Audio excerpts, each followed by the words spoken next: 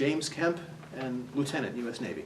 I remember being out at sea. This was in, well, the late 80s. And the Russians would have their AGIs, intelligence gathering ships, out off the coast. And it was always like you play tag with them. Just show them we know you're there. And it was the middle of the night, and we'd lost track of them. You'd get reports of where the Navy believed they were, but it wasn't there. And we're like hunting which way could he have gone, and the last known heading was this, and it was up there. But we had an electronic warfare tech, EW second class, who had just calibrated his equipment, and he was convinced, I was in CIC at the time, and he was convinced that he'd picked up just a pattern, a signature on some radar, some device that shouldn't be on that kind of ship, what we thought it was. And we followed it a while, tracked it, and talked the captain into saying, I think this is real. We got a bearing on him. He's tracking this way. We've been following it, using essentially target motion analysis the way the submarines do it.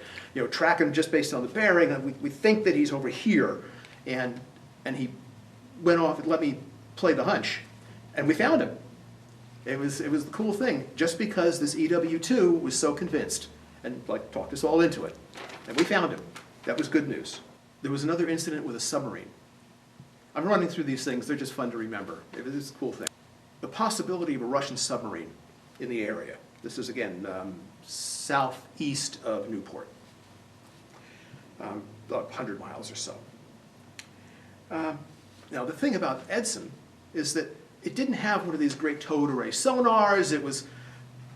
The sonar was capable. It was a steel sonar dome, though. It wasn't what you think of as modern sonar. This thing was built in 1958. I used to say that it was commissioned the same year I was, in 57, or laid down the same year I was. So we jokingly referred to this thing as the Helen Keller sonar.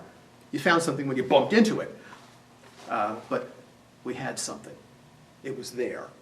And there was later word came out of a possible, they had maybe some problem on the Russian submarine. It was in distress. Maybe that's why it was up so shallow we could find it, right? But we had something. For the first time since I had been on board, we went out with the flash traffic to, whatever, ComNav, Surfland, or whoever it was. And they were this was a big deal. They were starting to fly in the P3s. They were like, what's going on here? Track him for us, please. Well, we're tracking him, and this ancient sonar just gives up the ghost. Some tube blew on it, and we didn't have spares, and nope, lost him. But that was interesting too.